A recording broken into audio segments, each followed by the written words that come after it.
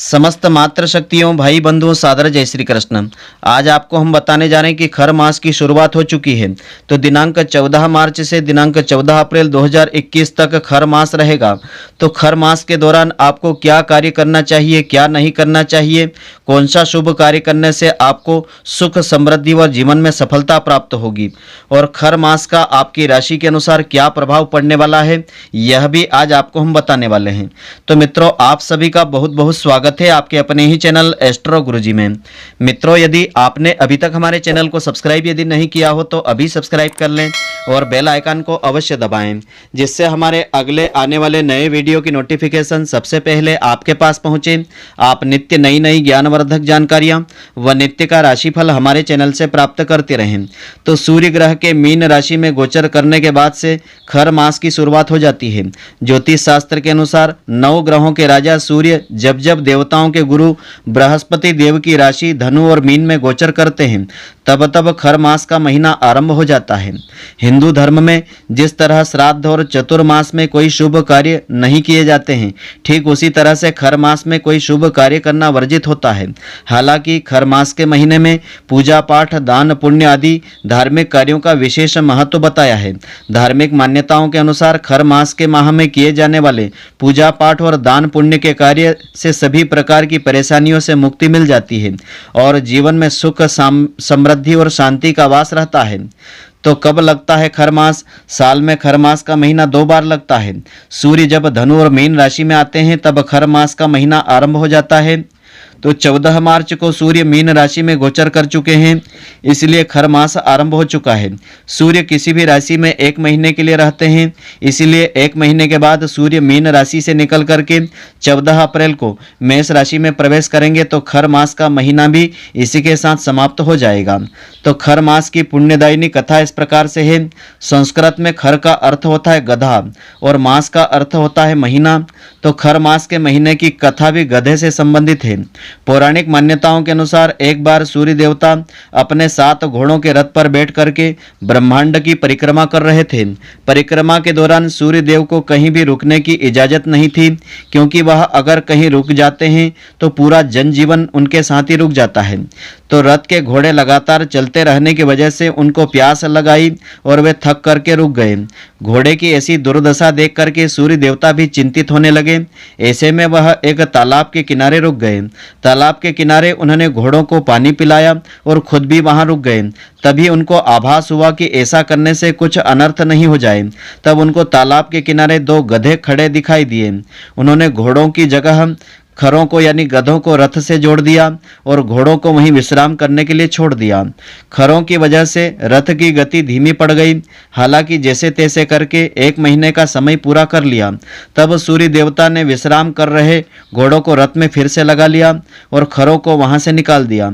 इस तरह हर साल यह क्रम चलता रहता है। हर 100 वर्ष में एक बार खर मास का महीना अवश्य आता है। तो खर मास में कौन से कार्य आपको करना चाहिए? खर मास के महीने में नित्य प्रति सूर्य देवता की पूजा आराधना करना चाहिए और आदित्य हृदय स्तोत्र का पाठ करना चाहिए अथवा सुनना चाहिए। इससे अनंत गुना फलों की प्राप्ति होती है।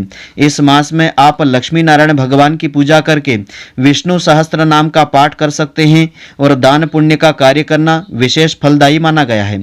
खर मास में इष्ट देवों की पूजा पाठ करना और उनके नाम से दान पुण्य के कार्य करने से अत्यंत शुभ फलों की प्राप्ति होती है और जीवन में आने वाली सभी बाधाएं दूर होती है। खर मास के महीने में गरीब व जरूरतमंदों की मदद करने से देवी देवता प्रसन्न होते हैं और घर में माता लक्ष्मी जी का स्थायी वास होता है। खर मास में यथाशक्ति दान पुण्य कार्य करने से कुंडली में स्थित अशुभ ग्रहों के प्रभाव से मुक्ति मिल जाती है और शुभ फलों की प्राप्ति होती है। इसके साथ ही इस मास में जप तप और मंत्रों का उच्चारण करना अत्यंत शुभ फलदायी होता है। तो खर मास में आपको कौन कौन से कर्म नहीं करना चाहिए? खर मास के महीने में मांगलिक कार्यक्रम जैसे मुंडन संस्कार, गृह प्रवेश, विवाह संस्कार आदि संस्कार संपन्न नहीं करना चाहिए। इसके साथ ही नई बहू बेटियों की विदाई इसमें नहीं करना चाहिए। कोई भी नया कार्य इस महीने शुरू आपको नहीं करना चाहिए। खर मास के महीने में मकान, जमीन, प्लाट या रियल एस्टेट से जुड़ी चीज़ें की खरीदने की मनाही होती है। इसके साथ ही आप सूर्य और गुरु ग्रह से संबंधित चीज़ें भी इस महीने नहीं खरीदें। खर मास के महीने में नए वस्त्र आभूषण भी नहीं पहन सकते हैं, लेकिन आपको यदि खरीदना है तो इस महीने आप खरीद सकते हैं। खर मास के महीने में अगर संभव हो तो गेहूं, चावल, मूंग दाल, जीरा, आम, सुपारी, सेंधा नमक, सौंठ, जौ, तिल आदि आपको नहीं खाना चाहिए। साथ ही किसी भी प्रकार के वाद विवाद से और बहसबाजी से इस महीने आपको बचना चाहिए। इस पूरे महीने आपको भगवान सूर्य नारायण की पूजा आराधना करना चाहिए, आदित्य हृदय स्तोत्र का पाठ करना चाहिए अथवा उनके नाम मंत्रों का आपको उच्चारण करना चाहिए। तो इससे आपको कार्य क्षेत्र में सुख, समृद्धि, सफलता व यश की प्राप्ति होती है। तो ग्रहों के राजा सूर्य देवता 14 मार्च यानी आज से मीन राशि में गोचर कर चुके हैं। इसके साथ ही खर मास प्रारंभ हो गया है। सूर्य एक राशि में एक महीने तक रहते हैं, इसलिए सूर्य मीन राशि में 14 अप्रैल 2021 तक रहेंगे। इसके बाद वह मेष राशि में परिवर्तन करेंगे। तो वैदिक ज्योतिष में नव ग्रहों के राजा सूर्य पिता, नेतृत्व, सरकार, आधिपत्य, प्रशासन आदि का प्रतिनिधित्व करते हैं।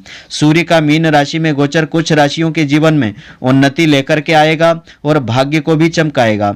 वहीं कुछ राशियों के जीवन में नकारात्मक प्रभाव भी देखने को मिलेगा। तो एक महीने में सभी राशियों के जातकों को अलग अलग फल प्राप्त होंगे। तो आइए अब हम जानते हैं सूर्य ग्रह का प्रभाव आपकी राशि पर कैसा रहेगा।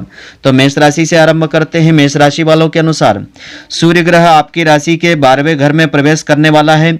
इस दौरान आपको जीवन में कई महत्वपूर्ण बदलाव दिखाई देंगे। आप आत्मविश्वास की कमी को महसूस कर सकते हैं, जिसका प्रभाव आपको अपने कार्य क्षेत्र पर दिखाई देगा। हालांकि आपको किसी काम की वजह से विदेश या दूर की यात्रा पर जाने का अवसर मिलने की संभावना इस महीने ज़्यादा रहेगी। विदेशी या दूर कंपनियों में काम करने वालों को विशेष लाभ की प्राप्ति होगी। निवेश करने के बारे में यदि आप विचार कर रहे हैं तो अनुभवी लोगों की सलाह आपको लेना चाहिए। प्रेम और रोमांस पर भी इस गोचर काल का विशेष प्रभाव दिखाई देगा। रिश्तों में आपको उतार चढ़ाव का सामना विशेष रूप से करना पड़ेगा। इस दौरान आपको माता पिता के स्वास्थ्य का विशेष ध्यान रखना चाहिए। तो इस पूरे महीने आपको प्रातःकाल स्नान करने के बाद सूर्य देवता को अर्घ्य प्रदान करना चाहिए। एक लाल पुष्प अर्पित करके ओम सूर्य नारायणाय नमः इस महामंत्र का यथाशक्ति जाप करना चाहिए। इससे कार्य क्षेत्र में आ रही बाधाएं आपकी दूर होगी और आपको सफलता मिलेगी। अगली राशि है वृषभ। वृषभ राशि वालों के अनुसार सूर्य ग्रह आपकी राशि से 11वें स्थान पर प्रवेश करने वाला है।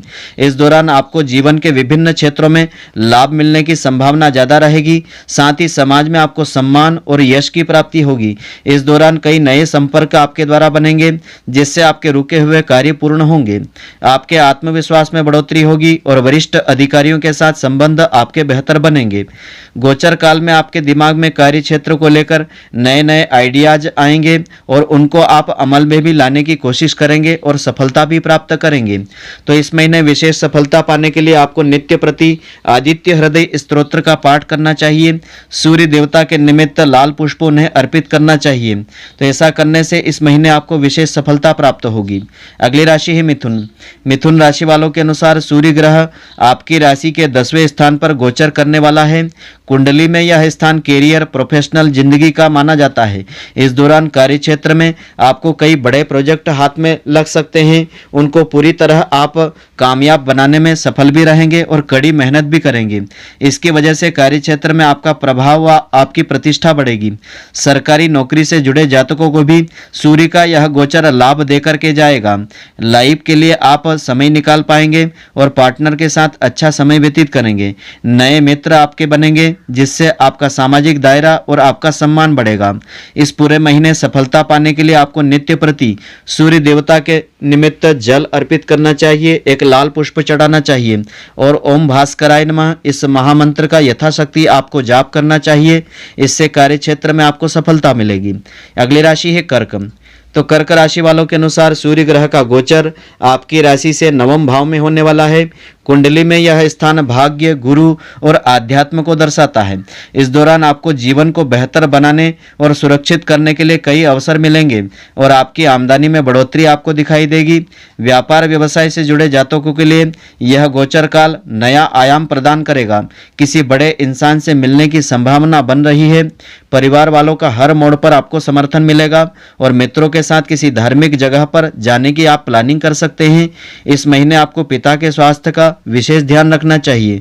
इस महीने विशेष रूप से सफलता पाने के लिए आपको नित्य प्रति सूर्य देवता को जल अर्पित करना चाहिए, एक लाल पुष्प चढ़ाना चाहिए और ओम आदित्याय नमः इस महामंत्र का अधिक से अधिक संख्या में आपको जाप करना चाहिए। इससे आपको कार्यक्षेत्र में सफलता मिलेगी। अगली राशि है सिंह। सिंह राशि वालों के अनुसार सूर्य ग्रह का गोचर आपकी राशि से 8वें स्थान पर होने वाला है। कुंडली में यह स्थान बदलाव व परिवर्तन की ओर संकेत करता है। इस दौरान आप भविष्य के बारे में अनिश्चित नजर आएंगे और शत्रुओं की चाल आपकी चिंता को बढ़ा सकती है। कार्यक्षेत्र में हर कार्य को संभल करके आप करें और शत्रुओं को कोई ऐसा अवसर आप नहीं दें जिससे वह आपकी छवि को नुकसान पहुंचाने की कोशिश करें। आय बढ़ाने के लिए शॉर्टकट आपके लिए नुकसानदायी साबित हो सकता है। आध्यात्म की तरफ आपका रुझान बढ़ेगा, बेहतर होगा। धार्मिक कार्यों में आप सम्मिलित हो सकेंगे। इस महीने आपको सफलता पाने के लिए नित्य प्रति शुद्ध घी का दिया जला करके सूर्य देवता को जल अर्पित करना चाहिए और आदित्य हृदय स्तोत्र का आपको पाठ करना चाहिए अथवा सूर्य देवता के नाम मंत्रों का अधिक से अधिक जाप करना चाहिए। ऐसा करने से आपको विशेष सफलता की प्राप्ति होगी। अगली राशि है कन्या। कन्या राशि वालों के अनुसार सूर्य ग्रह आपकी राशि से 7वें स्थान पर गोचर करने वाला है। तो कुंडली में यह स्थान व्यापार, व्यवसाय, वैवाहिक संबंध, साझेदारी के बारे में संकेत करता है। इस दौरान कार्यक्षेत्र में आपको अधिक मेहनत की आवश्यकता पड़ेगी, लेकिन वरिष्ठ अधिकारियों से बहसबाजी करने से बचना चाहिए। प्रतियोगी परीक्षा की तैयारी कर रहे छात्रों को अच्छे परिणामों की प्राप्ति के लिए अध्ययन अध्यापन की प्रक्रिया में थोड़ी और रुचि बढ़ाना चाहिए, यानी आपको परिश्रम करना चाहिए। कोई भी नया कार्य शुरू करने के लिए समय आपके लिए अनुकूल नहीं है। साथ ही निवेश करने से पहले विशेषज्ञ लोगों की सलाह अवश्य लें। जीवन साथी के साथ रिश्ते गोचर काल में तनावपूर्ण हो सकते हैं, इसलिए आपको प्रेम पूर्ण व्यवहार करने की आवश्यकता अधिक रहेगी। इस महीने सफलता पाने के लिए आपको विशेष उपाय करना चाहिए। प्रातःकाल गंध पुष्प अक्षत के द्वारा सूर्य भगवान की पूजा आपको नित्य प्रतिदिन करना चाहिए और सूर्य देवता के नाम मंत्रों का यथाशक्ति आपको जाप करना चाहिए।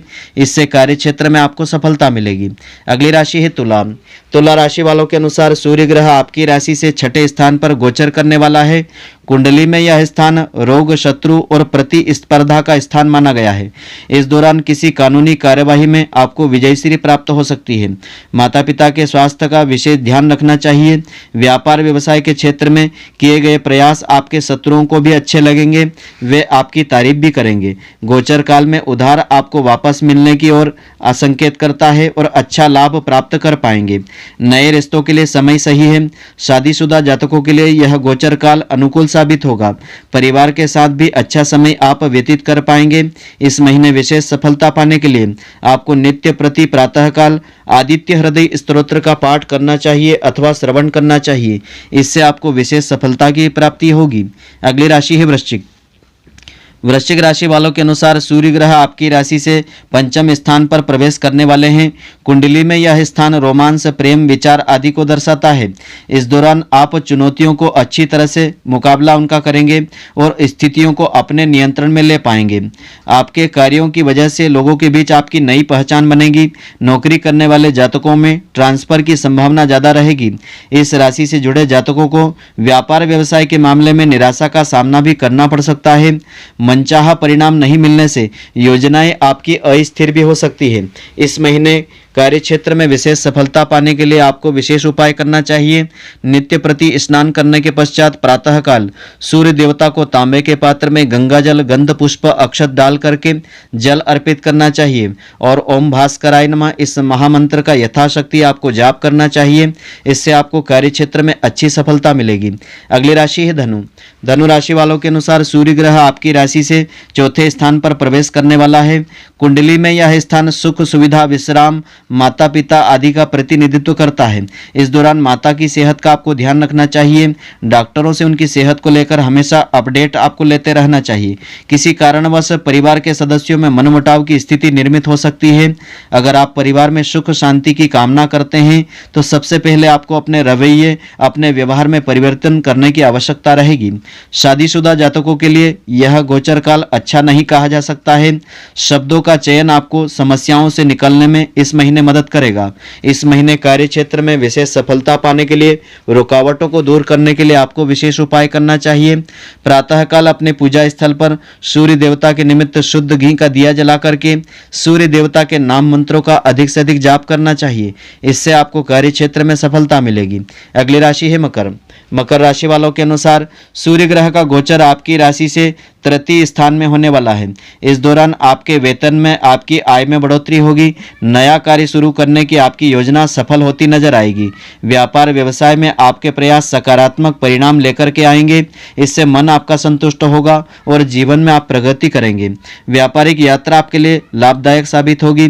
परिवार के सदस्यों के साथ आपका रिश्ता और मजबूत होगा। लेकिन सूर्य का गोचर भाई बहनों की जिंदगी में चुनौती लेकर के आएगा। तो इस महीने कार्य क्षेत्र में विशेष सफलता पाने के लिए आपका विशेष उपाय इस प्रकार से है। प्रातःकाल स्नान करने के पश्चात तांबे के पात्र में शुद्ध जल, गंध, पुष्प, अक्षत, लाल पुष्प लेकर के 3 बार अर्घ्य नित्य प्रति प्रदान करें और ओम आदित्याय नमः इस महामंत्र का यथाशक्ति जाप करें। तो ऐसा करने से कार्य क्षेत्र में आपको विशेष सफलता मिलेगी। अगली राशि है कुंभ। कुंभ राशि वालों के अनुसार सूर्य ग्रह का गोचर आपकी राशि से द्वितीय भाव में होने वाला है। कुंडली में यह स्थान साझेदारी, परिवार, धन, भाषण आदि का प्रतिनिधित्व करता है। इस दौरान आपको अपने स्वभाव पर नियंत्रण रखने की आवश्यकता रहेगी। किसी भी प्रकार के लड़ाई झगड़े से दूरी बनाए रखें। अगर आपकी किसी व्यवसाय में साझेदारी है, पार्टनरशिप है, तो पार्टनर के साथ कुछ मतभेद आपके हो सकते हैं। साथ ही ध्यान रखें कि निवेश के लिए समय आपके लिए ठीक नहीं है। गोचर काल में जीवन साथी के साथ किसी ट्रिप पर जाने की योजना आपकी बनेगी। उसे पूरा करते भी आप नजर आएंगे। इस दौरान आपको सेहत का ध्यान रखना चाहिए और वाहन का प्रयोग आपको सावधानी से करना चाहिए।